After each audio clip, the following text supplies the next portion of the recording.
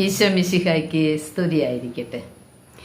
പ്രിയ കൂട്ടുകാരെ, ഞാൻ വളരെയധികം സന്തോഷത്തിലാണ് ഇന്ന് ഈ വീഡിയോ ഇപ്പോൾ നിങ്ങൾക്കായിട്ട് സെൻഡ് ചെയ്യുന്നത്. ഞാൻ ഇന്നലെ ഹോസ്പിറ്റലിലായിരുന്നു. എന്തിനാണ് ഹോസ്പിറ്റലിൽ പോയത്? എനിക്ക് ആമാശയത്തിൽ ക്യാൻസർ വന്ന് ഓപ്പറേഷനൊക്കെ കഴിഞ്ഞ് പിന്നീട് പെറ്റ് സ്കാൻ ചെയ്തപ്പോൾ തൈറോയിഡിൽ 4 ട്യൂമറുകൾ കാണുന്നുണ്ട് എന്ന് പറഞ്ഞിരുന്നു. അതുകൊണ്ട് അത് എത്രയും പെട്ടെന്ന് റിമൂവ് ചെയ്യണം. അതാണ് ഏക വഴി. കാരണം ക്യാൻസറിന് എനിക്ക് കീമോതെറാപ്പിയുടെ മരുന്നുകൾ അതിൻ്റെ പൂർണ്ണതയിൽ കഴിക്കാൻ പറ്റിയിട്ടില്ല. കാരണം ആമാശയമില്ല, എനിക്ക് ഭക്ഷണം ശരിക്ക് കഴിക്കാൻ പറ്റുന്നില്ല, ബോഡി വീക്കാണ്. അതുകൊണ്ട് 7ാമത്തെ കീമോതെറാപ്പി ചെയ്ത് കഴിഞ്ഞപ്പോൾ ബോഡി ബാഡായിട്ട് റെസ്പോണ്ട് ചെയ്യാൻ തുടങ്ങി. അപ്പം അതുകൊണ്ട് ബോഡിയുടെ സെൻസിങ് ഒക്കെ പോയി. ഇപ്പോഴും കാലിന് സെൻസിങ് ഒന്നുമില്ല, അതുകൊണ്ട് നടക്കാൻ ബുദ്ധിമുട്ടാണ്. സംസാരിക്കാനൊന്നും ദൈവാനുഗ്രഹിച്ച് വലിയ കുഴപ്പം സംഭവിച്ചിട്ടില്ല. അപ്പം അതുകൊണ്ട് സെൻസിങ് ഇല്ലാത്തത് കൊണ്ട് 8ാമത്തെ കീമോ ചെയ്യണ്ട എന്ന് വെച്ചു. മാത്രമല്ല, ഈ ക്യാൻസർ രോഗികൾക്ക് ചിലപ്പോൾ 4-5 വർഷത്തേക്കും കീമോതെറാപ്പിയുടെ ഗുളികകൾ കൊടുത്തു വിടാറുണ്ട്. അത് എനിക്ക് തന്ന് അയക്കാൻ പറ്റിയിട്ടില്ല. ഇത് ഞാൻ ഇത്രയും വിശദമായി പറയുന്നത്, ഇപ്പോൾ ചുരുക്കി പറഞ്ഞാൽ ഞാൻ ക്യാൻസറിൻ്റേതായിട്ടുള്ള ഒരു മരുന്നുകളും കഴിക്കുന്നില്ല, കഴിക്കാൻ പറ്റുന്നില്ല. എൻ്റെ ബോഡി അത് സ്വീകരിക്കില്ല. അതുകൊണ്ട് ഞാനിപ്പോൾ നടക്കുന്നത് 7 കീമോതെറാപ്പി ലൈറ്റായിട്ടുള്ളതാണ് ചെയ്തത്. പിന്നെ ഞാൻ ഒന്നും ചെയ്തിട്ടില്ല. ഞാൻ പ്രഷറിനും കൊളസ്ട്രോളിനും ഒക്കെയുള്ള എൻ്റെ സാധാരണ മരുന്നുകൾ ഉപയോഗിച്ചിട്ടാണ് ഞാനിപ്പോൾ ജീവിക്കുന്നത്. അതുപോലെ കുറച്ച് ഫുഡ്, എല്ലാ ഭക്ഷണവും എനിക്ക് കഴിക്കാം. ഞാനിത് വിശദമായി പറയുന്നത് പലരും പല ചോദ്യങ്ങളും വാട്സപ്പിൽ ചോദിക്കുന്നുണ്ട്. ഭക്ഷണമൊക്കെ കഴിക്കാം. ഞാൻ നിങ്ങളോട് പണ്ടേ പറഞ്ഞിട്ടുണ്ട്, 2-3 സ്പൂൺ കഞ്ഞി തന്നെയാണ് ഇപ്പോഴും. അതിനുശേഷം ബാക്കി എല്ലാ ഭക്ഷണങ്ങളും കഴിക്കാം. പക്ഷെ നന്നായി ചവച്ച് അരച്ച് കഴിക്കണം. അതായത് എൻ്റെ ആമാശയം ഇല്ലല്ലോ, അപ്പോൾ ആമാശയത്തിൽ അമ്ലം ഉണ്ടാക്കുന്ന കാര്യങ്ങളൊന്നും ഇനിയില്ല. അതുകൊണ്ട് നമുക്ക് ഈ സലൈവയിൽ നിന്ന് കിട്ടണം, തുപ്പലത്തിൽ നിന്ന് കിട്ടണം ഈ അമ്ലം. അതുകൊണ്ട് എല്ലാ ഭക്ഷണവും ഞാൻ ചവച്ച് അരച്ച് കഴിക്കണം. എല്ലാവരുടെയും കൂടെ ഇരുന്ന് കഴിക്കാൻ ബുദ്ധിമുട്ടാണ്. അതുപോലെ വെള്ളമായിട്ടുള്ള കാപ്പിയോ ചായയോ എന്തെങ്കിലും തരത്തിലുള്ള ജ്യൂസുകളോ കഴിക്കുമ്പോഴും ഒരു കവിള് വായിൽ പിടിച്ച് കുറച്ച് നേരം കഴിഞ്ഞിട്ടേ ഇറക്കാവൂ. അതിൽ ഈ അമ്ലം ചേരണം. ഇതൊക്കെയാണ് ആമാശയം എടുത്തു മാറ്റിയാലുള്ള ദൂഷ്യവശങ്ങൾ. യാത്ര ഭയങ്കര ബുദ്ധിമുട്ടാണ്. ഞാനിപ്പോൾ ഹോസ്പിറ്റലിൽ ഇന്നലെ പോയി. കാരണം ഇത് എത്രയും പെട്ടെന്ന് റിമൂവ് ചെയ്യണമെന്നാണ് അവരന്ന് പറഞ്ഞത്. അതുകൊണ്ട് അത് ഓപ്പറേഷൻ കഴിഞ്ഞിട്ടേ ഇനി ക്യാൻസറിൻ്റെ ഡോക്ടറെ കാണാൻ വരണ്ടു എന്ന് പറഞ്ഞു വെച്ചിട്ടുണ്ടായിരുന്നു. അതുകൊണ്ടാണ് ഞാൻ ഇന്നലെ ഈ ഡോക്ടറെ കാണാൻ പോയത്. പ്രിയ കൂട്ടുകാരെ, ഞാൻ ഇത്രയും പറഞ്ഞത്, എനിക്ക് ഓപ്പറേഷൻ ചെയ്യാനോ മരിക്കാനോ ക്യാൻസർ വന്നതുകൊണ്ടോ എനിക്കൊരു ഭയമോ ദുഃഖമോ ഇല്ല. അത് നിങ്ങൾക്ക് മനസ്സിലായി കാണും. കാരണം ഞാൻ എൻ്റെ ഈശോയുടെ അടുത്തേക്ക് പോകാനായിട്ടുള്ള ഒരുക്കങ്ങൾ തുടങ്ങിയിട്ടുണ്ട്. എത്രയോ മുമ്പേ തന്നെ തുടങ്ങി. പിന്നെ ഒറ്റ വിഷമേ ഉള്ളൂ, നമ്മുടെ മനസ്സിൽ ഈ ലോകത്ത് ജീവിക്കും തോറും ദേഷ്യവും കോപമൊക്കെ പെട്ടെന്ന് വരും, ഓരോരോ കാര്യങ്ങൾ കേൾക്കുമ്പോഴും കാണുമ്പോഴൊക്കെ. അതുകൊണ്ടാണ് ഞാൻ പറയുന്നത്, എത്രയും വേഗം പോയാൽ പിന്നെ ആ ദേഷ്യത്തിനും കോപത്തിനും നമ്മൾ ശുദ്ധീകരണ സ്ഥലത്ത് കിടക്കണ്ടല്ലോ എന്ന് വിചാരിച്ചിട്ടാണ് ഞാൻ അങ്ങനെ പോകണം എന്ന് പറയുന്നത്. ചിലർ ചോദിക്കും, എൻ്റെ ഈ ലോകത്തിൽ ജീവിക്കാൻ ഇഷ്ടമല്ലേ, ഈ ലോകത്തിന് ഇഷ്ടമില്ലാണ്ടാണോ? അങ്ങനെയല്ല അർത്ഥമാക്കുന്നത്. ഈ ലോകവും ഈശോ ദൈവം സൃഷ്ടിച്ചതാണ്. പരലോകവും ഈ ലോകം ഒക്കെ നല്ലത് തന്നെ. പക്ഷെ ഈ ലോകത്തിൽ ജീവിക്കുമ്പോൾ പാപം ഉണ്ടാകാനുള്ള സാധ്യതകളാണ് കൂടുതൽ. അതുകൊണ്ടാണ് എൻ്റെ ഡ്യൂട്ടിയൊക്കെ കഴിഞ്ഞു, ഇനി പോകാം എന്ന് ഞാൻ വിചാരിച്ച് ഹാപ്പി ആയിട്ടിരിക്കുന്നത്. അത് ഹോസ്പിറ്റലിൽ ചെന്നാൽ എല്ലാവരും പറയും, എന്താ ഇത്ര സന്തോഷം, മുകളിലേക്ക് പോകാൻ ഇത്ര സന്തോഷം, അവിടെ ആരാ കാത്തിരിക്കുന്നതെന്ന്.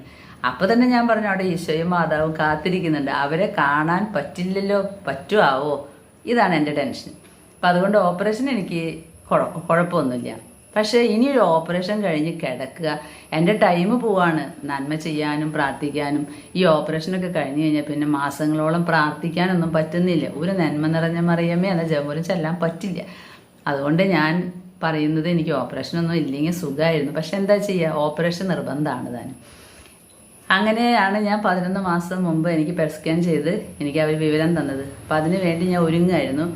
ഇപ്പോൾ ഓപ്പറേഷൻ ചെയ്ത് കഴിഞ്ഞാൽ ഈ കുട്ടികളുടെ പഠനവും ഓരോ പ്രാവശ്യം ഇവിടെ ക്യാൻസർ വരുമ്പോൾ കുട്ടീനെയും മരുമകളൊക്കെ അവരുടെ വീട്ടിൽ പോയി നിൽക്കുകയാണ്, ജോലിയും ഒക്കെ മുടങ്ങിയിട്ട്. അപ്പം അതുകൊണ്ട് ഞാൻ വിചാരിച്ചു വെക്കേഷനിൽ ഓപ്പറേഷൻ ചെയ്യാനുള്ള അനുവാദം കിട്ടണം. അതിന് നീട്ടിക്കിട്ടാൻ വേണ്ടിയാണ് ഞാൻ ഇന്നലെ ഹോസ്പിറ്റലിൽ ചെന്നത്.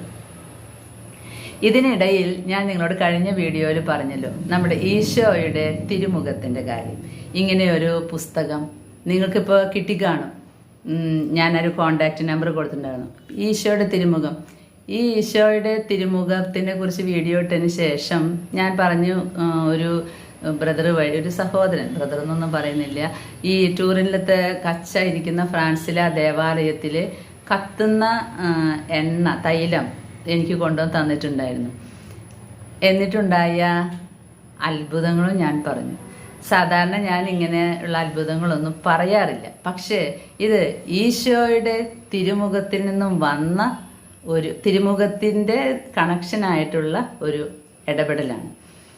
അപ്പം അതുകൊണ്ട് ഞാൻ ആ തൈലം കിട്ടിയപ്പോൾ ഈശോയുടെ തിരുമുഖത്തിൽ നിന്നും ഒഴുകുന്ന തൈലമല്ല കേട്ടോ, നിങ്ങൾ തെറ്റിദ്ധരിക്കരുത്. അവിടെ കത്തുന്ന, ഫ്രാൻസിലെ ആ ടൂറിലത്തെ കച്ച വെച്ചിട്ടുള്ള അവിടെ കത്തുന്ന ഒരു തൈലമാണ് നമുക്ക് തന്നിട്ടുള്ളത്.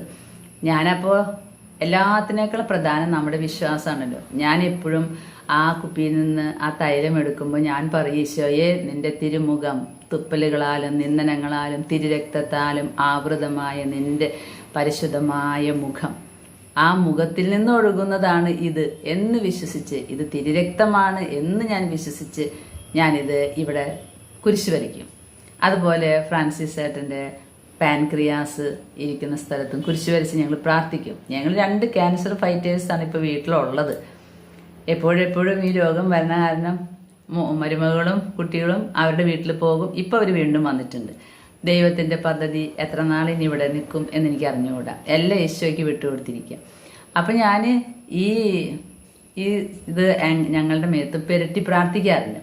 അതിനോട് ചേർന്ന് ഞാൻ നിങ്ങളോട് പറഞ്ഞിട്ടുണ്ടായിരുന്നു, ഈ ഇത് പൂശിയിട്ട് തൈലം പെറ്റി ഇങ്ങനെ കുരിശ് വരച്ചിട്ട് ഒരു കാല് നിറയെ കറുത്ത ഒരു സോറിയാസിസ് പോലെ കരിക്കട്ട പോലെ ഇരിക്കുന്ന ഒരു 2 ആൺകുട്ടികളെ അതിലൊരു ആൺകുട്ടിക്ക് പുരട്ടിട്ട് അവർ ഭയങ്കര ആശ്വാസമായി. ആ വീഡിയോ ക്ലിപ്പ് എനിക്ക് ഇടാനായിട്ട് അറിഞ്ഞിട്ടില്ല. അത് എന്നോട് പറഞ്ഞിട്ടുണ്ട്, ഓഡിയോ ഇടേണ്ട വിവരമൊക്കെ ഒരാൾ പറഞ്ഞു തന്നിട്ടുണ്ട്. ഞാൻ നോക്കട്ടെ.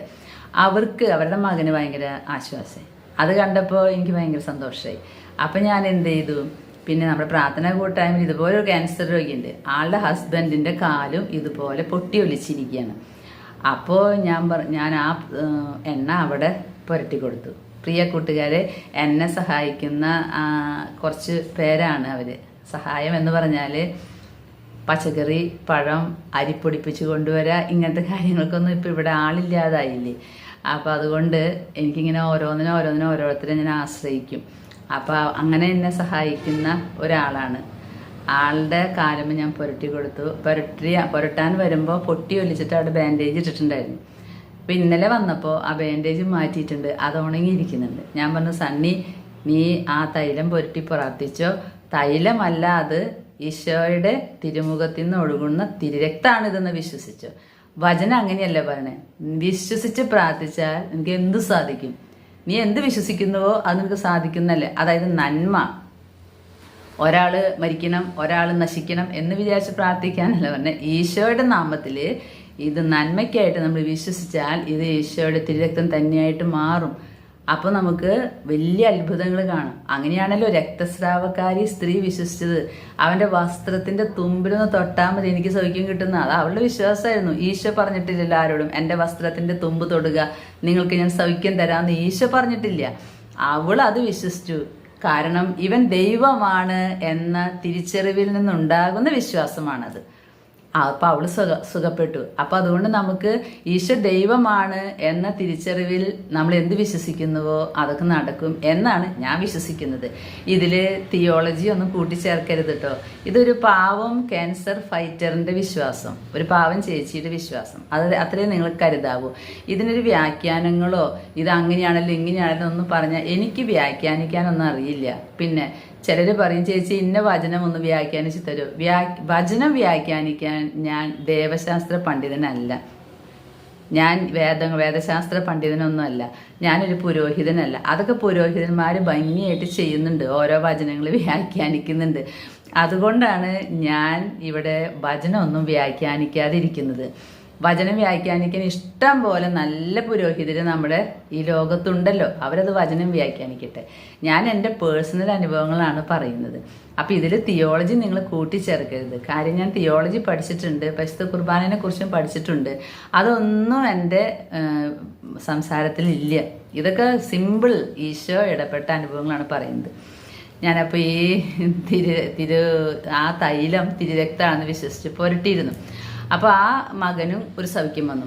അതിനിടയിലാണ് ഞാൻ കഴിഞ്ഞ ആഴ്ച ഹോസ്പിറ്റലിൽ പോയപ്പോൾ ആരും കൂട്ടില്ലല്ലോ, എന്നെ പിടിക്കാനും ഒരാൾ വേണം. അപ്പോൾ എന്നെ സഹായിച്ചത് SJ സിസ്റ്റേഴ്സിലെ സിസ്റ്റർ സരിതയാണ്. സിസ്റ്ററാണ് എൻ്റെ കൂടെ വന്നിരുന്നത്.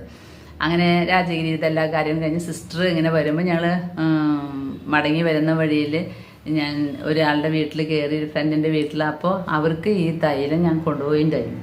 അപ്പം ഞാൻ സിസ്റ്ററിനോട് പറഞ്ഞു, സിസ്റ്ററെ ഇങ്ങനെയൊക്കെ പ്രാർത്ഥിച്ചിട്ട് ഓരോരുത്തരുടെ രോഗമൊക്കെ മാറുന്നുണ്ട്, അപ്പം നമുക്കും ഇത് വിശ്വസിച്ച് പ്രാർത്ഥിക്കാം. കാരണം ഈശോ സൗഖ്യം തരാമെന്ന് പ്ലാൻ ഉണ്ടെങ്കിൽ നമുക്ക് സൗഖ്യപ്പെട്ടുകൂടെ. അതുകൊണ്ട് ഞാൻ എൻ്റെ മെയിൻ അസുഖം അവിടെ ഇരിക്കട്ടെ, ക്യാൻസർ. പക്ഷേ ഇത് ഞാൻ ഓപ്പറേഷൻ വേണ്ടാണ്ടിരിക്കാൻ ഞാൻ പുരട്ടുന്നുണ്ട്, സിസ്റ്ററും പുരട്ടിക്കുവാന്ന് സിസ്റ്ററിന് ഞാൻ പുരട്ടി കൊടുത്തു. സിസ്റ്റർ അങ്ങനെ ഒരു ചെറിയല്ല ഒരു പ്രത്യേക രോഗമാണ്. അതായത് ഈ ബ്ലഡ് ക്യാൻസറിനൊക്കെ കയ്യുമ്പോൾ ഇങ്ങനെ ഈ രക്തത്തിൻ്റെ പാടുകൾ രോമകൂപങ്ങളിൽ വരില്ലേ, അതിൻ്റെ ഇംഗ്ലീഷ് പേരൊന്നും എനിക്കറിയില്ല. ഞാൻ അങ്ങനത്തെ കാര്യങ്ങൾക്ക് ഇത് പോകണില്ല. അപ്പം അങ്ങനെ കുറേ ഡോട്ട്സ് വരും കയ്യുമ്പോൾ മുഴുവൻ. അത് ചൊറിച്ചിലും തടിപ്പൊക്കെയാണ്. അതിന് കുറേ പേരൊക്കെ ഉണ്ട്, എനിക്ക് ആ പേരൊന്നും അറിയില്ല. അപ്പോൾ ആ രോഗമുണ്ട് ഈ സിസ്റ്ററിന്. ഞാൻ സിസ്റ്റർ പെരട്ടാൻ ഞാൻ പറഞ്ഞാൽ അങ്ങനെ ഈശോയുടെ തിരുരക്തമാണ് എന്ന് വിശ്വസിച്ചിട്ട്, ഇത് തിരുരക്തമല്ല കേട്ടോ, ഇത് തൈലാണ്. പക്ഷേ ഈശോയുടെ തിരുമുഖത്തിൻ്റെ മുമ്പിൽ കത്തിക്കൊണ്ടിരിക്കുന്ന തൈലം അത് ഞാൻ പുരട്ടി. ഇന്നലെ സിസ്റ്ററും വിളിച്ച് പറഞ്ഞു, ചേച്ചി അത്ഭുതകരമായിട്ടുള്ള മാറ്റം, ചൊറിച്ചിലും ഇതൊക്കെ മാറി ഞാൻ സുഖമായിട്ട് കിടന്നുറങ്ങിയെന്ന്. ഞാൻ യേശുവിന് മഹത്വം ഉണ്ടാകട്ടെ. അങ്ങനെ പറഞ്ഞ് ഞാൻ പറഞ്ഞു, ഇനി ഞങ്ങൾ തൈലം പുരട്ടുന്നുണ്ട്. ഈശോയ്ക്ക് നമ്മളിവിടെ നിൽക്കണം എന്ന ആഗ്രഹം ഉണ്ടെങ്കിൽ, എനിക്കിനി കുറച്ചുകൂടി ജോലി ഇവിടെ ചെയ്ത് തീർക്കാനുണ്ട് എങ്കിൽ ഈശോ എന്നെ ഇവിടെ നിർത്തും. അപ്പം ഞാൻ പറഞ്ഞു, എനിക്ക് ടൈമില്ല, ഉള്ള ടൈമിൽ കാര്യങ്ങൾ കുറേ ചെയ്യാനുണ്ട്, അതുകൊണ്ട് എന്നെ ഇത്തിരി കൂടി ബലപ്പെടുത്തി. ഇനി ഓപ്പറേഷൻ ഒന്നും കഴിഞ്ഞ് കിടക്കണ്ട, ഇനിയിപ്പോൾ കിടക്കണമെന്നുണ്ടെങ്കിൽ അത് വെക്കേഷനിലായാൽ മതി ഈശോയെ എന്ന് പറഞ്ഞു. ഞാൻ ഇറങ്ങി പോകുമ്പോൾ എൻ്റെ വീടിൻ്റെ മുമ്പിൽ സെൻറ്റ് ആൻ്റണി ഉണ്ട്. ഞാൻ അന്തോണിസ് പുന്നാനോട് പറഞ്ഞു, എനിക്കിവിടെ കിടക്കാനായിട്ട് ഇനി സമയം കളയാനില്ല, അതുകൊണ്ട് നിൻ്റെ കയ്യിലിരിക്കുന്ന ഉണ്ണീശോയോട് എപ്പോഴും ഈ കളിച്ച് ചിരിച്ച് ഇങ്ങനെ നിൽക്കാണ്ട് എൻ്റെ കാര്യം ഒന്ന് പറഞ്ഞോളോ എന്ന് ഞാൻ പറഞ്ഞു. കാരണം നീ ഇങ്ങനെ ഉണ്ണീനെയും ഏറ്റി പിടിച്ച് നിന്നോണ്ടായില്ല, നമുക്ക് കുറേ കാര്യങ്ങൾ ഇവിടെ നടത്തി കിട്ടാനുണ്ട്. അതുകൊണ്ട് കളിച്ചുകൊണ്ടിരിക്കുമ്പോൾ ഈ ഒരു കാര്യം ഒന്ന് ഇടയിൽ വെച്ചോളൂ. നല്ല മൂഡിലിരിക്കുമ്പോൾ ഈ അപ്പന്മാരുടെ അടുത്ത് മക്കള് അമ്മമാരുടെ അടുത്തും എക്സ്കേഷന് പോകേണ്ട കാര്യമൊക്കെ നല്ല മൂഡിലിരിക്കുമ്പോൾ പറയും. അതുപോലെ ഉണ്ണീശൻ നല്ല മൂഡിലായിരിക്കുമ്പോൾ നീ ഇത് പറഞ്ഞോളൂ എന്ന് പറഞ്ഞ് ഞാൻ ഹോസ്പിറ്റലിൽ പോയി. അപ്പോഴാണല്ലോ നമ്മുടെ കുരുക്കഴിക്കുന്ന മാതാവിൻ്റെ തിരുനാൾ നാളെ വരുന്നത്. കുരുക്കഴിക്കുന്ന മാതാവിൻ്റെ ഒരുക്കം ഞാൻ വീഡിയോയിൽ ഇട്ടുണ്ടായിരുന്നല്ലോ. എല്ലാ പെരുന്നാളുകൾക്ക് മുമ്പും ഞാൻ 3 ദിവസം ഒരുക്കും ആളുകളെ. ഞാൻ എന്തുമാത്രം ഒരുങ്ങുന്നുണ്ടെന്നുള്ളത് ദൈവത്തിനെ അറിയുള്ളൂ. എന്തായാലും ഞാൻ 3 ദിവസം ഒരുങ്ങും എന്നൊക്കെ പറഞ്ഞ് നിങ്ങളെയൊക്കെ ബലപ്പെടുത്തി ഞാനും എന്തെങ്കിലുമൊക്കെ ചെയ്യും. ചിലപ്പോൾ ഒരു പ്രാർത്ഥന പോലും ചെല്ലാൻ പറ്റാതെ കിടപ്പായിരിക്കും. അപ്പം അതൊന്നും നോക്കുന്നില്ല, ഞാൻ നിങ്ങൾക്ക് ഇതൊക്കെ പറഞ്ഞു തരും. അപ്പം ഈ കുരുക്കഴിക്കുന്ന മാതാവിൻ്റെ ജപമാലയാണിത്. ഇത് ബ്രസീലിലെ ആ ഗ്രൂപ്പ് ഇവിടേക്ക് കൊണ്ടുവന്നത്. 3-4 എണ്ണ ഉണ്ടായിരുന്നുള്ളൂ. അത് അന്ന് ഇവിടെ സ്ഥിരം ഗ്രൂപ്പിൽ വരുന്ന പ്രാർത്ഥിക്കുന്ന ആളുകൾക്ക് ഞാൻ കൊടുത്തു. ഇപ്പോൾ ഒരെണ്ണം എൻ്റെ കയ്യിലുള്ളൂ. ധാരാളം മക്കൾ ചോദിക്കുന്നുണ്ട്, കുരുക്കഴിക്കുന്ന മാതാവിൻ്റെ ജപമാല കിട്ടുമോ എന്ന്. അതിവിടെ ഇതുവരെ ഉണ്ടാക്കി തുടങ്ങിയിട്ടില്ല. ഇനിയിപ്പോൾ ഞാൻ കോണ്ടാക്ട് നമ്പർ തന്ന 3 പേരുണ്ടല്ലോ, ഇനി അവർ കൂടിയിട്ട് ഇത് ഉണ്ടാക്കി തരുന്നുണ്ടെങ്കിൽ ഞാൻ വീണ്ടും വീഡിയോ ഇട്ട് നിങ്ങളെ അറിയിക്കാം. അപ്പോൾ അതിൽ ഈ കുരുക്കഴിക്കുന്ന മാതാവിൻ്റെ മെഡലും ഉണ്ട്. ഈ മെഡലും കിട്ടണം. അത് കിട്ടാൻ കുറച്ച് ബുദ്ധിമുട്ടാന്ന് തോന്നുന്നു, അങ്ങനെ പെട്ടെന്ന് കിട്ടില്ല. എന്തായാലും മെഡലില്ല, മറ്റൊരു മെഡലുണ്ട്. അത് ഇട്ടിട്ട് ഇവര് ഈ ജപമാല കെട്ടി ഉണ്ടാക്കുന്നുണ്ടെങ്കിൽ അത് നിങ്ങളെ ഞാൻ അറിയിക്കാം. ഇപ്പോൾ ഈ ജപമാല ഇല്ല. ജപമാലയുടെ ലീഫ്ലെറ്റാണ് എങ്ങനെയാണ് പ്രാർത്ഥിക്കേണ്ടത് എന്ന്. അത് ഞാൻ വീഡിയോയിൽ പോസ്റ്റ് ചെയ്തിട്ടുണ്ടായിരുന്നു. പക്ഷെ ആളുകൾ പറഞ്ഞാൽ അത് തെളിയണില്ല എന്ന്. ഇത് തെളിയുന്ന രീതിയിലാക്കാനും അങ്ങനെ ഇടാനൊന്നും ആലിസേച്ചിക്ക് അറിയില്ല. ഞാൻ എൻ്റെ അറിവ് വെച്ച് അത് ഇട്ട് തന്നതാ. ആ ലീഫ്ലെറ്റ് എടുത്ത് ഫോട്ടോ എടുത്ത് അതിട്ട് തന്നതാ. അപ്പോൾ എൻ്റെ കഴിവ് കുറവുകൾ അറിയുന്ന ആളുകൾ വേഗം അതെടുത്ത് പോസ്റ്റ് ചെയ്തു. നല്ല രീതിയിൽ എനിക്ക് പോസ്റ്റ് ചെയ്തു, ചേച്ചി ഇങ്ങനെ ഇടാം ആൻറ്റി, അങ്ങനെ വേണമെങ്കിൽ ഇട്ടോ എന്നൊക്കെ പറഞ്ഞു. അപ്പം നല്ല കാര്യമാണ്. അങ്ങനെ എനിക്ക് പ്രാർത്ഥനകൾ എല്ലാവരും അയച്ചു തരാറുണ്ട്. അപ്പം അത് ഞാൻ വേണമെങ്കിൽ ഈ വീഡിയോൻ്റെ ഒപ്പം ഇട്ട് തരാം, വീഡിയോ ആക്കിയിട്ട്. നിങ്ങൾക്ക് അതിൽ നിന്ന് പ്രാർത്ഥന ഒന്നുകൂടി ക്ലിയർ ആവുമെങ്കിൽ നിങ്ങൾ അങ്ങനെ എടുത്തോ. ഇല്ലെങ്കിൽ ഞാൻ പ്രാർത്ഥന വായിച്ചിട്ടുണ്ടല്ലോ, അത് നോക്കി പ്രാർത്ഥിച്ചാലും മതി. ആലിസേച്ചിക്ക് അത്രയൊക്കെ ചെയ്യാനായിട്ട് അറിയുള്ളൂ. ഇത് വലിയ സാങ്കേതിക വശങ്ങളും ടെക്നീഷ്യൻസ്മാരൊന്നും എൻ്റെ കയ്യിലില്ല. ഞാൻ എൻ്റെ മൊബൈലിൽ വെച്ചിട്ടാണ് ഇതൊക്കെ ചെയ്യുന്നത്. ഇത്രയെങ്കിലും ചെയ്ത് അങ്ങോട്ട് മുഴുമിപ്പിച്ച് കാര്യങ്ങൾ മുഴുമിപ്പിച്ച് സ്റ്റാൻഡ് വിടണം. അത് എത്ര നാളാണെങ്കിലും, ചിലപ്പോൾ എത്രയോ വർഷങ്ങൾ എന്നെ ഇവിടെ ഈ ജോലിക്ക് വേണ്ടി ഈശോ ഇരുത്തുന്നുണ്ടെങ്കിൽ ഞാൻ റെഡിയാണ്. കുറച്ച് ബുദ്ധിമുട്ടാണ് ജീവിതം ആമാശയില്ലാതെ. എന്തായാലും ഞാൻ അപ്പോൾ ഈ ഈശോയുടെ തിരുമുഖത്തിൻ്റെ ഈ കുരിശും വരയ്ക്കും ആ തൈലം പുരട്ടി ഞാൻ ഈ 3 ദിവസം ഒരുങ്ങുമല്ലോ. ഈ നാളെ ഈ കുരുക്കഴിക്കുന്ന മാതാവിൻ്റെ തിരുനാളാണല്ലോ. ഞാനും ഒരുങ്ങുന്നുണ്ട് മനസ്സുകൊണ്ട്. അങ്ങനെ ഞാൻ ഈ നമ്മുടെ കുരുക്കഴിക്കുന്ന മാതാവിൻ്റെ കീമോ കഴിഞ്ഞപ്പോൾ ഇങ്ങനെ ഒരു പ്രശ്നമുണ്ട്. ഈ കുരുക്കഴിക്കുന്ന മാതാവിൻ്റെ പ്രാർത്ഥനകൾ ചൊല്ലി ഞാൻ ഇരിക്കുകയാണ്. അങ്ങനെ ഇന്നലെ ഹോസ്പിറ്റലിൽ പോകുമ്പോൾ ഞാൻ മാതാവിനോട് പറഞ്ഞു, എല്ലാ പ്രാവശ്യവും ഈ പെരുന്നാളുകൾ ആഘോഷിക്കുമ്പോൾ നീ നിൻ്റെ മോൾക്ക് ഓരോ സമ്മാനം തരാറുണ്ട്. വലിയ വലിയ സമ്മാനങ്ങൾ തന്നേക്കണേ. സെപ്റ്റംബർ 8-ാം തീയതി ഒരു സമ്മാനം തന്നു, എൻ്റെ ആമാശയും പോയി. അതിനേക്കാളും മുൻപും ഇതുപോലെ ഓരോ സമ്മാനങ്ങൾ തന്നിട്ടുണ്ട്. എല്ലാ സമ്മാനങ്ങളും കേട്ട് കഴിഞ്ഞാൽ നിങ്ങൾ ചിലപ്പോൾ തലകറങ്ങി വീഴും. അപ്പോൾ എപ്പോൾ ഞാൻ സമ്മാനം ചോദിച്ചിട്ടുണ്ടോ അപ്പോഴൊക്കെ എനിക്ക് സഹനമാണ് തന്നിട്ടുള്ളത്. അതുകൊണ്ട് ഞാനിപ്പോൾ സമ്മാനം ചോദിക്കുന്ന പരിപാടി നിർത്തി. ഞാൻ പറഞ്ഞു ചോദിക്കാണ്ട് തന്നെ തരുന്നതും മതി, ഇനി സമ്മാനം ചോദിക്കേണ്ടെന്ന്.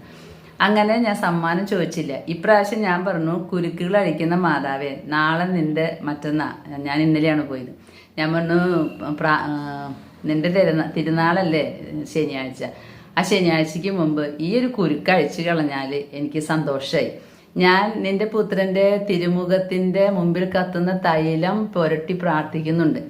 നിന്റെ പുത്രനോട് നീ പറഞ്ഞിട്ട് എൻ്റെ ഈ തൈറോയിഡിൻ്റെ കാര്യം ഒന്ന് പറയും. എനിക്ക് ഓപ്പറേഷൻ ചെയ്യാനായിട്ട് ഇപ്പോൾ താല്പര്യമില്ല. ഇനിയിപ്പോൾ സ്വർഗം ഓപ്പറേഷനാണ് നിശ്ചയിക്കെങ്കിൽ അത് വെക്കേഷനിലേക്ക് ആക്കാൻ ഡോക്ടറുടെ കയ്യിൽ നിന്നൊരു അനുവാദം കിട്ടണം.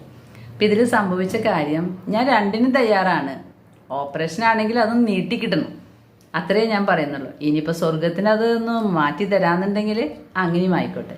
ജീവിതത്തിൽ ഇന്ന് വരെ രോഗങ്ങളൊക്കെ സഹിക്കപ്പെടണമെന്ന് ഞാൻ പ്രാർത്ഥിക്കാറില്ല. കാരണം ഞാനൊരു തർക്കുത്തരം കൊടുക്കും. ഞാൻ ചോദിച്ചിട്ടല്ലല്ലോ ഈ രോഗം തന്നിട്ടുള്ളത്. ഇന്ന് വരെ ഞാൻ ഈശോയോട് ചോദിച്ചിട്ട് ആർക്കും വേണ്ടി ഒരു സഹനം അങ്ങനെ ഏറ്റെടുത്ത് ഞാൻ ഇങ്ങനെ സഹിച്ചോളാം അങ്ങനെ ഞാൻ പറയാറില്ല. ഞാൻ പ്രാർത്ഥിക്കുമ്പോൾ എന്നിൽ ഓട്ടോമാറ്റിക്കലി സഹനങ്ങൾ വന്നു ചേർന്നിട്ടേ ഉള്ളൂ ചെറുപ്പം മുതൽ. അതുകൊണ്ട് സഹനം പലരും ചോദിക്കും, പുരോഹിതന്മാരും കന്യാസ്ത്രീകളൊക്കെ ചോദിക്കും, ചേച്ചി എന്തിനാ വെറുതെ സഹനം ഏറ്റെടുത്ത്? ഞാൻ പറഞ്ഞു, ഞാനൊന്നും ചോദിച്ചു വാങ്ങിയിട്ടില്ല, നിങ്ങൾ വെറുതെ ഇരുന്ന് ഓരോന്ന് പറയല്ലേ. ഞാൻ ഇന്ന് വരെ സഹനം ഏറ്റെടുത്ത് എനിക്ക് ഇന്ന സഹനം തന്നോന്ന് പറഞ്ഞിട്ടില്ല. കാരണം ഓൾറെഡി എൻ്റെ ജീവിതത്തിൽ സഹനം സഹിക്കാൻ പറ്റാത്തത് പിന്നെ എന്തിനാ ചോദിച്ചു വാങ്ങുന്നേ? ഇതൊക്കെ എനിക്ക് ദൈവം ഇട്ടു തരുന്നതാ. അതുപോലെ തന്നെയാണ് ഈ മാതാവിൻ്റെ സ്റ്റാച്യൂകളും ഇങ്ങോട്ട് വരുന്നത്. ഞാൻ പൈസ കൊടുത്ത് വാങ്ങുന്നതൊന്നുമല്ല. ഓരോരുത്തർക്ക് സന്ദേശം കിട്ടുന്നു, ഒരു പുരോഹിതർക്ക് ദർശനം കിട്ടുന്നു, അങ്ങനെ അവർ കൊണ്ടുവന്ന് തരുന്നതാ. അപ്പം സഹനം തരുന്നതിനൊപ്പം മാതാവും വന്ന് കയറുന്നുണ്ട്. പ്രിയ കൂട്ടുകാരെ, ഞാൻ കുരുക്കഴിക്കുന്ന മാതാവിൻ്റെ അടുത്ത് പ്രാർത്ഥിച്ചു. ഈശോയുടെ ഈ തിരുമുഖത്തിൻ്റെ മുമ്പിൽ കത്തുന്ന ആ തൈലം പുരട്ടി ഇറങ്ങിപ്പോകുമ്പോൾ അന്തോണീസ് പുണ്യാനോട് പറഞ്ഞു, കളിച്ചിരിക്കാതെ കാര്യങ്ങൾ പറഞ്ഞോളോ എന്ന് പറഞ്ഞ് ഞാൻ ഹോസ്പിറ്റലിൽ പോയി. ഹോസ്പിറ്റലിൽ പോയിട്ട് ഡോക്ടർ എന്നെ കണ്ടിട്ട് പറഞ്ഞു, ഒരു സ്കാനും കൂടി ചെയ്യാം, എന്നിട്ട് നമുക്ക് നിശ്ചയിക്കാമെന്ന്. ഞങ്ങൾ അപ്പം തന്നെ ഡോക്ടർ വിളിച്ച് പറഞ്ഞു സ്കാനിങ് കഴിഞ്ഞു. സ്കാൻ കഴിഞ്ഞിട്ട് ഡോക്ടർ എത്തിച്ചപ്പോൾ ഡോക്ടർ പറഞ്ഞു നമുക്ക് ഓപ്പറേഷൻ വേണ്ട കേട്ടോ. പ്രിയ സഹോദരങ്ങളെ, ഈ സന്തോഷം എനിക്ക് ഇന്നലെ രാത്രി തന്നെ നിങ്ങളോട് പങ്കുവെക്കണമെന്ന് വിചാരിച്ചതാണ്. പക്ഷേ ഈ ഭക്ഷണം ഇല്ലാതെ യാത്ര ചെയ്ത് രാത്രി 9:30 വന്നപ്പോൾ എനിക്കൊരു പ്രത്യേകതയുണ്ട്. ചില ഭക്ഷണങ്ങൾ മധുരമൊന്നും പറ്റില്ല. ഒരു ചെറുനാരങ്ങയുടെ ജ്യൂസിൻ്റെ 2 ടീസ്പൂൺ കഴിച്ചത് മൂലം എനിക്കൊരു ഹാർട്ട് അറ്റാക്കിൻ്റെ ഒരു അവസ്ഥ വരും, ഒരു ഇടിപ്പ് വരും. അത് വന്നു കഴിഞ്ഞാൽ പിന്നെ കുഴഞ്ഞ് കിടക്കും. ആ കിടപ്പ് 2 മണിക്കൂർ കിടക്കും. ഇതൊക്കെ ആമാശയം പോയതിൻ്റെ പ്രശ്നമാണ്. പക്ഷെ എന്നെ കാണുമ്പോൾ ആർക്കും ഒന്നും തോന്നില്ല. വളരെ ആക്റ്റീവാണല്ലോ. ഞാൻ ഈ ആക്റ്റീവ് ആകുന്ന സമയത്താണ് ഈ വീഡിയോൻ്റെ മുമ്പിൽ വരുന്നത്. അത് കഴിഞ്ഞാൽ ഞാൻ ഡീആക്റ്റീവായിട്ട് കിടക്കുന്നുണ്ടാകും. അപ്പം അങ്ങനെ വലിയൊരു പ്രശ്നം ഉണ്ട്. ഈ ഭക്ഷണം ചിലപ്പോൾ 2 ടീസ്പൂൺ കഴിച്ചാൽ ഇങ്ങനെ ഉണ്ടാകും ചില ഭക്ഷണം. പക്ഷെ അതേ ഭക്ഷണം തന്നെ വേറെ ഏതെങ്കിലും സമയത്ത് കഴിക്കുമ്പോൾ കുഴപ്പമില്ല. അതുകൊണ്ട് നമുക്ക് തന്നെ ഡയഗ്നോസിങ് കിട്ടില്ലേ, ഇത് കഴിച്ചപ്പോൾ എന്തുണ്ടാവും, ഇതിപ്പോൾ കഴിക്കാമോ, ഒന്നിനൊരു സ്ഥിരതയില്ലാത്ത അവസ്ഥയാണ്. അതാണ് എൻ്റെ പ്രശ്നം. അപ്പോൾ അതുകൊണ്ട് ഞാൻ ഇന്നലെ വളരെ വിഷമമായിട്ട് രാത്രി 11 മണി വരെ കിടപ്പന്നെയായിരുന്നു. അതുകൊണ്ട് എനിക്ക് വീഡിയോ ഇടാൻ പറ്റിയില്ല. ഈ സന്തോഷം, ഈശോയുടെ തിരുമുഖം, ഈശോയുടെ തിരുമുഖത്തിൽ നിന്ന് ഒഴുകുന്ന തിരുരക്തം, ഈശോയുടെ മുഖം മോശമാക്കിയ തുപ്പലുകൾ, നിന്ദനങ്ങൾ, കർത്താവേ, ഞാനത് ധ്യാനിച്ചിട്ടാണ് ആ തൈലം പുരട്ടാറ്. ഞാൻ അവിടെ ഹോസ്പിറ്റലിൽ ഞാൻ ചെന്നപ്പോൾ ഈശോയുടെ തിരുഹൃദയം അവിടെ ഇരിക്കുന്നു. ഞാൻ പറഞ്ഞു, നീ ഇവിടെയുണ്ടല്ലേ, നിന്റെ തിരുമുഖത്തിൽ നിന്ന് ഒഴുകുന്ന തിരുരക്താണെന്ന് വിശ്വസിച്ചിട്ടാണ് ഞാനത് പ്രാർത്ഥിച്ചിരിക്കുന്നത്. അപ്പം ഞാനൊരു സ്വരം കേട്ടു, ദൈവത്തിന് അസാധ്യമായിട്ട് എന്തെങ്കിലും ഉണ്ടോ എന്ന്. ഉടനടി ഞാൻ മറുപടി പറഞ്ഞു, ഒന്നുമില്ല, നിനക്ക് അസാധ്യമായിട്ടൊന്നുമില്ല എന്ന്. പിന്നെയാണ് ഞാൻ മനസ്സിലാക്കിയത് സഹോദരങ്ങളെ, ഈ കുരുക്കഴിക്കുന്ന മാതാവിൻ്റെ പ്രാർത്ഥനയിൽ നമ്മൾ അതല്ലേ പ്രാർത്ഥിക്കണേ, ദൈവത്തിന് അസാധ്യമായിട്ട് യാതൊന്നുമില്ല, പ്രിയപ്പെട്ട അമ്മേ ഞങ്ങളുടെ ഈ കുരുക്കുകൾ അഴിക്കണമേ എന്നുള്ള പ്രാർത്ഥന. അപ്പോഴാണ് എനിക്ക് പെട്ടെന്ന് ഇതന്നെയാണല്ലോ നമ്മൾ കുരുക്കഴിക്കുന്ന മാതാവിൻ്റെ പ്രാർത്ഥനയിൽ ചൊല്ലുന്നത്, ജപമാലയിൽ ദൈവത്തിന് അസാധ്യമായിട്ട് യാതൊന്നുമില്ല എന്നുള്ള പ്രാർത്ഥന ചൊല്ലുന്നുണ്ടല്ലോ. അപ്പോഴെനിക്ക് മനസ്സിലായി, കുരുക്കഴിക്കുന്ന മാതാവും ഈശോയുടെ തിരുമുഖവും ചേർത്തിട്ടാണ് ഈ അത്ഭുതകരമായിട്ടുള്ള സൗഖ്യം എനിക്ക് തന്നിരിക്കുന്നത്. അതുപോലെ പിന്നെ ദൈവത്തിൻ്റെ ഇഷ്ടദാസനായ വിശുദ്ധ അന്തോണീസ്, വിശുദ്ധ അന്തോണീസ് എൻ്റെ ആങ്ങള എന്നാണ് പറയുക. യഥാർത്ഥത്തിലും എൻ്റെ ആങ്ങളയുടെ പേര് ആൻ്റണി എന്നാണ്. അതുകൊണ്ട് എൻ്റെ ആങ്ങളയ്ക്ക് എൻ്റെ വീട്ടിലേക്ക് വരാൻ പറ്റാത്ത ദിവസമൊക്കെ ഞാൻ വന്ന് സെൻറ്റ് ആൻ്റണിയോട് പറയും, എൻ്റെ ആങ്ങളയ്ക്ക് വരാൻ പറ്റണില്ല കേട്ടോ, നീ ഇവിടെ ഇരുന്നോളോ എന്ന്. അത്രയും ബന്ധമാണ്. എൻ്റെ ആങ്ങളയുടെ പേരും സെയിൻറ്റ് ആൻ്റണി, ആൻ്റണിയുടെ പേര് തന്നെയാണ് അന്തോണി, ആൻഡോ എന്നാണ് എൻ്റെ ആങ്ങളുടെ പേര്. പ്രിയ സഹോദരങ്ങളെ, ഇതൊക്കെ വളരെ സന്തോഷമായിട്ട് എനിക്ക് മനസ്സിങ്ങനെ നിറഞ്ഞു നിൽക്കുന്നതുകൊണ്ട് ഇന്ന് തന്നെ വീഡിയോ ഇടണം എന്നെനിക്ക് തോന്നി. അതുകൊണ്ടാണ് ഞാനിത് ഇങ്ങനെ സുഖമില്ലാതിരിക്കുമ്പോഴും ഞാൻ ഇന്ന് ചെയ്തിരിക്കുന്നത്. പക്ഷേ ഇത് വേറൊരു കാര്യം കൂടി ഉണ്ട് കേട്ടോ. ഇന്ന് ഒരു വലിയ വിശുദ്ധൻ്റെ തിരുനാളാണല്ലോ, വിശുദ്ധ വിൻസെൻ്റ് പോൾ. പലരും ഞാൻ കുറച്ച് ചാരിറ്റി പ്രവർത്തനങ്ങളൊന്നും പുറത്തറിയാതെയാണ് ചെയ്യുന്നതെങ്കിലും ചിലർക്ക് അറിയാം. ചിലരത് അപവാദമായിട്ട് എന്നെ വേറൊരു നെഗറ്റീവ് ഇതിൽ പറയാറുണ്ട്. കാരണം ചേച്ചിക്ക് കുറേ പൈസ വരുന്നുണ്ട്, ആ പൈസയ്ക്ക് എടുത്തിട്ട് അങ്ങനെ ചെയ്യാണെന്നൊക്കെ പറയും. ചിലർ പറയും ചേച്ചിക്ക് ഇത് ചെയ്യാൻ പറ്റൂ എന്നും പറയും. പ്രിയ കൂട്ടുകാരെ, ഞാൻ കുറേ നാളുകൾക്ക് ശേഷമാണ് വീണ്ടും ഇങ്ങനത്തെ പ്രവർത്തനങ്ങൾ ചെയ്യാം എന്ന് വിചാരിച്ചത്. ഞാൻ ഇന്നലെ ഇറങ്ങി പോകുമ്പോൾ ഈശോയോട് പറഞ്ഞിരുന്നു, ഇങ്ങനെ ഒരു പ്രവർത്തനം, ഒരു ചാരിറ്റി ചെയ്യണമെന്നുണ്ട്, അത് ഒരു കാര്യമാണ്. അപ്പം അതുകൊണ്ട് അതൊരു വിൻസെൻ്റ് പോളിൻ്റെ മാധ്യസ്ഥം തേടി. വിൻസെൻ്റ് പോളിൻ്റെ കയ്യിൽ പൈസയൊക്കെ കഴിഞ്ഞിട്ട് പിന്നെ നയ പൈസ ഉണ്ടായിട്ടില്ല. മറ്റുള്ളവരുടെ പൈസ വാങ്ങിയിട്ടാണ് വിൻസെൻ്റ് പോള് ഈ ചാരിറ്റി പ്രവർത്തനം, കാരുണ്യ പ്രവർത്തനം ചെയ്തിട്ടുള്ളത്. എനിക്ക് അങ്ങനെ എൻ്റെ കയ്യിൽ നിന്ന് പൈസ എടുത്തിട്ട് ചെയ്യാനുള്ള അവസ്ഥയൊന്നും ഇല്ല. നിങ്ങൾക്കറിയാലോ, ഈ ക്യാൻസർ അടിക്കടി വരുമ്പോൾ കുറേ ബാധ്യതകൾ വന്നിട്ടുണ്ട്. കുറേ പേര് എൻ്റെ ഫ്രണ്ട്സ്, എൻ്റെ ബന്ധുക്കൾ, ഞാൻ പ്രത്യേകം പറഞ്ഞല്ലോ, എൻ്റെ ചേച്ചിമാർ, പിന്നെ എൻ്റെ ഇളയമ്മയുടെ മരുമകൻ, ഇവരൊക്കെ കൂടിയിട്ടാണ് എന്നെ സഹായിച്ചിട്ട് ഞാനിങ്ങനെ മുന്നോട്ട് പോകുന്നത്. ദൈവം എനിക്ക് ബലമുള്ള സഹോദരങ്ങൾ തന്നിട്ടുണ്ട്, അവരാണ് എന്നെ സഹായിക്കുന്നത്. ഒപ്പം ഞാൻ അവരോട് പറയും, ഇങ്ങനെ ഒരു വ്യക്തി കിടക്കുന്നുണ്ട്, ഭയങ്കര പ്രശ്നമാണ്, നമുക്ക് എന്തെങ്കിലും ചെയ്യാൻ പറ്റുമോ? എൻ്റെ കയ്യിൽ പൈസയില്ല, എനിക്ക് കുറേ ബാധ്യതകളുണ്ട്. ആ ബാധ്യത തീർക്കാനാണ് ഇപ്പം എൻ്റെ മകൻ വീണ്ടും അമ്മേനെയും അപ്പേനെയും ക്യാൻസറിനൊക്കെ വിട്ടുകൊടുത്തിട്ട് അവൻ പോയിരിക്കുക ഒരു ജോലി കിട്ടിയപ്പോൾ. അപ്പോൾ എൻ്റെ അവസ്ഥ അങ്ങനെ. എങ്കിലും കിട്ടുന്ന എൻ്റെ മകന് കിട്ടുന്ന പൈസയുടെ ദശാംശം തന്നെയാണ് ഞാൻ കൊടുക്കുക, അല്ലാണ്ട് ശതാംശമൊന്നുമല്ല, ദശാംശം തന്നെ ഇപ്പോഴും കൊടുത്തുകൊണ്ടിരിക്കുന്നത്. അപ്പോൾ ഞാൻ മറ്റുള്ളവരെ പ്രോത്സാഹിപ്പിക്കും. അപ്പോൾ അവർ പറയും ചേച്ചി ഈ കാര്യങ്ങൾ ചെയ്തോ. കാര്യങ്ങൾ ചെയ്യുമ്പോൾ ഞാൻ അത് ആ കാര്യങ്ങൾ ആ ആൾക്ക് എത്തിക്കുന്നതും ആൾ വാങ്ങുന്നതും ആളുടെ വീട്ടിൽ നടന്ന പ്രവർത്തനങ്ങളും എല്ലാം വീഡിയോ എടുത്ത് കൊടുക്കാറുണ്ട്. അപ്പോൾ ഞാനിങ്ങനെ ഇന്നലെ പോകുമ്പോൾ എനിക്കൊരു വളരെ കഷ്ടപ്പെടുന്ന ഒരു കാര്യം, ആ കാര്യം ഒന്ന് തീർത്ത് കൊടുക്കണമെന്ന് ഉണ്ടായിരുന്നു. ഞാൻ എൻ്റെ ഈശോയോട് പറഞ്ഞു, ഈശോ എനിക്ക് ജീവൻ ഉണ്ടെങ്കിൽ ഞാൻ ഇങ്ങനത്തെ ഒരു കാര്യം നീ തന്നെയാണല്ലോ ഇവരെൻ്റെ മുമ്പിലേക്ക് കൊണ്ടുവന്ന് തന്നത്, അപ്പോൾ അതുകൊണ്ട് അത് ചെയ്യണമെന്ന് എനിക്ക് ആഗ്രഹമുണ്ടെന്ന് പറഞ്ഞു. പ്രിയ കൂട്ടുകാരെ, ഞാൻ ഇത് തൈറോയിഡിന് ഓപ്പറേഷൻ വേണ്ട എന്ന് പറഞ്ഞിട്ട് ഭയങ്കര ആഹ്ലാദിച്ചിട്ട് വരാമെന്ന് വിചാരിച്ചപ്പോഴേക്കും എനിക്ക് ആ നെഞ്ചിടിപ്പൊക്കെ തുടങ്ങി. ഞാൻ കാറിൽ കിടന്നു അവസരമുള്ളതായിട്ട്. അതുകൊണ്ട് കൊരട്ടി സെൻറ്റ് ആൻ്റണീസ് ട്രെയിനിലാണ് ഞാൻ നന്ദി പറയാനായിട്ട്. ആ കുർബാനയാണ് ഞാൻ എന്നും ഓഡിയോ ഇതിൽ കാണാറ്, മൊബൈലിൽ. അവിടെ എനിക്ക് കയറാൻ പറ്റിയില്ല. എന്നെ കൊണ്ടുപോയ ഡ്രൈവർ പറഞ്ഞതാ നിർത്തിയിട്ടുണ്ട്, പോകുന്നോ. എനിക്ക് എഴുന്നേൽക്കാൻ പറ്റിയില്ല. അതുകൊണ്ട് ഞാൻ പറഞ്ഞു ഇപ്പോൾ വേണ്ട, സുഖമുള്ളപ്പോൾ നമുക്ക് വരാം എന്ന് പറഞ്ഞ് പോന്നു.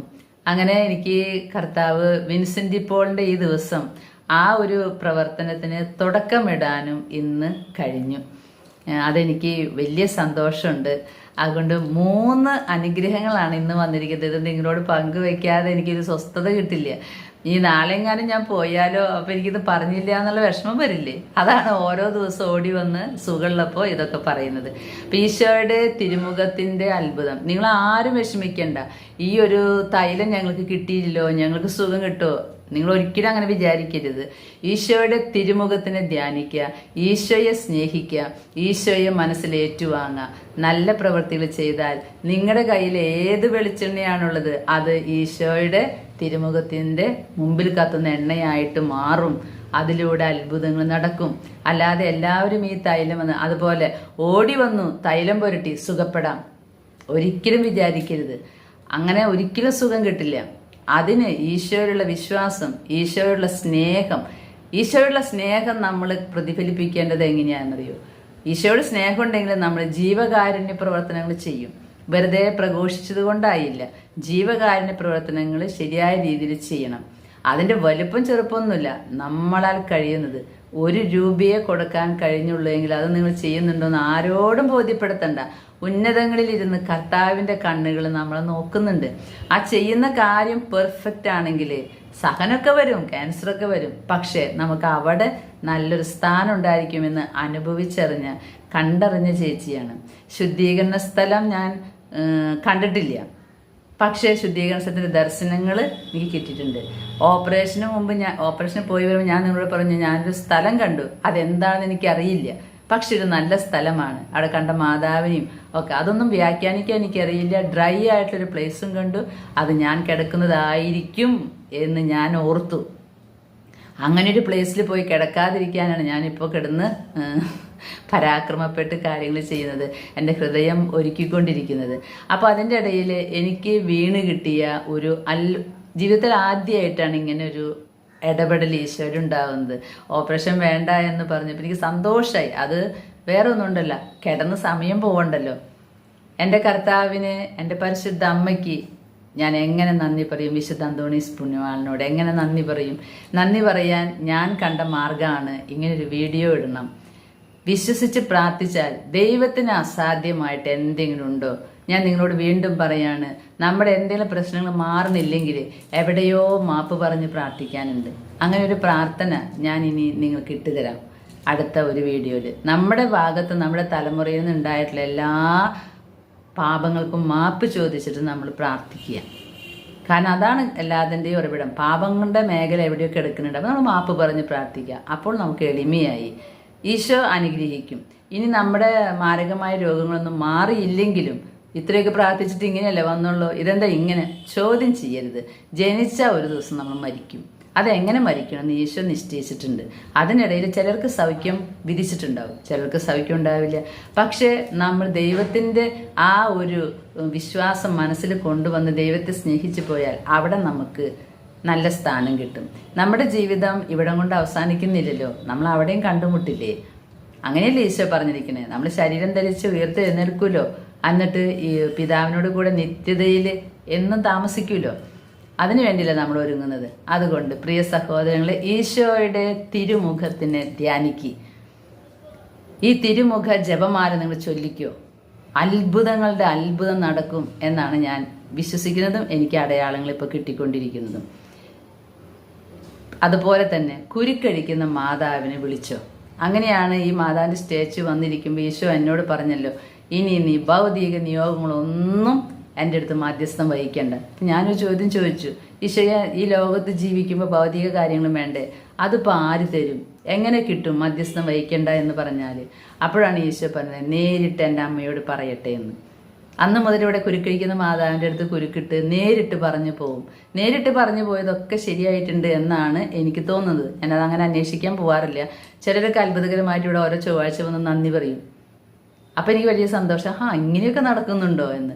കാരണം ഞാൻ അത്ഭുതങ്ങളിലും സൗഖ്യങ്ങളിലും ഒന്നല്ല കോൺസെൻട്രേറ്റ് ചെയ്യുന്നത്. എനിക്ക് ഈശോനെ മനുഷ്യരെ അറിയണം, ഈശോയുടെ ആ അത്ഭുതകരമായിട്ടുള്ള അനുഭവം അറിയണം. പ്രിയ കൂട്ടുകാരെ, ഞാനിത് നിങ്ങളോട് അറിയിച്ചത് ഈശോയുടെ വലിയ ഇടപെടൽ എൻ്റെ ജീവിതത്തിലുണ്ടായതാണ്. നമുക്ക് നന്നായിട്ട് ഒരുങ്ങാം. ഇതിനിടയിൽ ഒരു ഗ്യാപ്പ് വന്നു കേട്ടോ, ക്ഷമിക്കണം, ഒരു ഫോൺ വന്നതാ. ഈശോയുടെ തിരുമുഖത്തെ ധ്യാനിക്കുക, ജപമാല വാങ്ങി പ്രാർത്ഥിക്കുക. അതിനോടൊപ്പം ഈ ജപമാല കിട്ടിയില്ലെങ്കിൽ ഈശോ അനുഗ്രഹിക്കില്ലേ എന്ന് ചോദിക്കരുത്. അതൊന്നല്ല പ്രധാനം. ഈശോയുടെ മുഖം ഹൃദയത്തിൽ കൊണ്ടു നടക്കാൻ വേറെ ഒന്നും വേണ്ട. ഒരു പോസ്റ്റിൽ തകരാറും അല്ലെങ്കിൽ ജപമാല ഇപ്പോൾ കിട്ടാനില്ല, അത് ശരി കിട്ടിയിട്ടില്ല എന്നൊക്കെ കേൾക്കുമ്പോൾ നിങ്ങൾ വിഷമിക്കൊന്നും വേണ്ട. ഈശോയുടെ ഈ തിരുമുഖം മനസ്സിൽ വെച്ച് പ്രാർത്ഥിച്ചാൽ അത്ഭുതങ്ങൾ നിങ്ങളുടെ പടിവാതിക്കെ വന്ന് നിൽക്കുന്നുണ്ട്. അതുപോലെ കുരുക്കഴിക്കുന്ന മാതാവിൻ്റെ ജപമാലയും നിങ്ങളുടെ കയ്യിലുള്ള ജപമാല കൊണ്ട് ചൊല്ലി. പ്രാർത്ഥനകൾ കിട്ടിയാൽ ആ പ്രാർത്ഥനകൾ ജപമാല കയ്യിലെടുത്ത് ചൊല്ലുക. അല്ലാണ്ട് ഇന്ന ജപമാല ഇപ്പോൾ കിട്ടിയില്ലെങ്കിലും കിട്ടിയാൽ നല്ലത്. ഈ ജപമാലയ്ക്കൊന്നും വിളിച്ച് ചോദിക്കരുത്, ഇത് വന്നിട്ടില്ല, വരുമ്പോൾ ഞാൻ അറിയിക്കാം. ഈശോയുടെ തിരുമുഖത്തിൻ്റെ ജപമാല അവരുടെ കയ്യിലുണ്ട്. അത് നിങ്ങൾക്ക് കോൺടാക്റ്റ് നമ്പറിൽ വിളിച്ചാൽ കിട്ടും. നമുക്ക് ഒരുങ്ങാം. ഈശോയുടെ തിരുമുഖത്തിൻ്റെ ജപമാല എന്നും ചൊല്ലാം. അതുപോലെ പരിശുദ്ധ അമ്മയുടെ ജപമാലയും കരുണക്കൊന്തി ഒരിക്കലും മുടക്കരുത്. അതൊക്കെ വളരെ വിലപിടിപ്പുള്ള കൊന്തകളാണ്. അപ്പോൾ ഇത് നമുക്ക് ഇപ്പോൾ കിട്ടിയിട്ടുള്ളൊരു പുതിയ അറിവ്, വളരെ പണ്ടേ ഉള്ള ഭക്തി നമ്മുടെ ശ്രദ്ധയിൽപ്പെട്ടത് ഇപ്പോഴാണ്.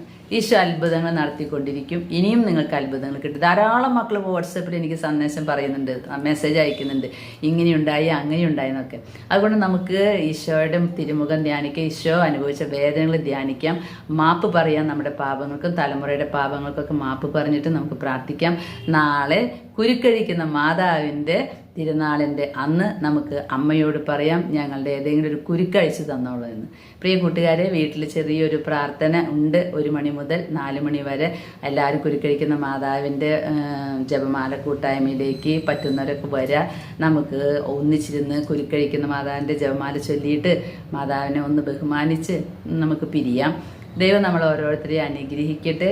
ദൈവം എനിക്ക് തന്ന പരിശുദ്ധ അമ്മ എനിക്ക് വേണ്ടി മാധ്യസ്ഥം വഹിച്ച്, പരിശുദ്ധ അന്തോണീസ് പുണ്യാളൻ മാധ്യസ്ഥം വഹിച്ച് ഈശോയുടെ തിരുമുഖം എനിക്ക് ചെയ്തു തന്ന ഇത്ര വലിയ അനുഗ്രഹത്തിന് കൊടാനുകോടി എന്ന് പറയാൻ പറ്റില്ല, അളവില്ലാത്ത ആരാധനകൾ പിതാ പുത്ര പവിത്രാത്മനെ അർപ്പിക്കുകയാണ്.